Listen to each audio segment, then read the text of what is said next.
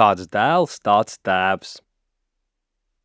Tad Jēzus turpināja: Patiesi, patiesi es jums saku, dēls no sevis neko nevar darīt, ja viņš neredz tēvu to darām. Jo ko tas dara, to arī dēls dara tāpat, jo tēvs mīl dēlu, un tam rāda visu, ko pats dara.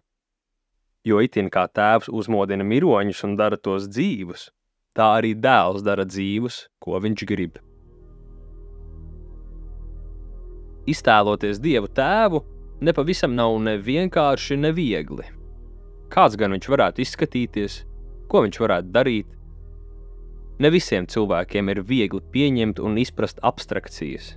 Tas var šķist pat nedaudz biedējoši. Paldies Dievam, ka cilvēkiem viņš ir atklājies daudz konkrētāk, caur Dieva dēlu, mūsu pestītāju Jēzu Kristu. Ja gribiet zināt, kā izskatās neredzamais Dievs, palūkojieties uz Jēzu.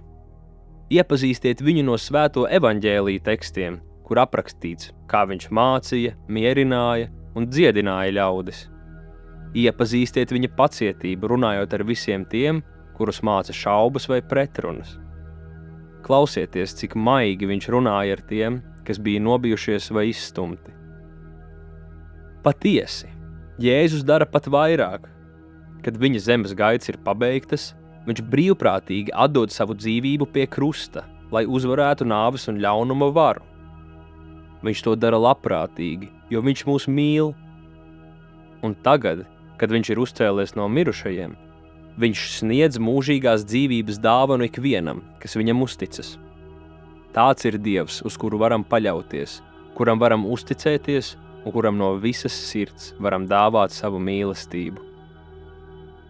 Kungs, paldies, ka tu mums atklājies caur svētajiem rakstiem un ļauj sevi iepazīt.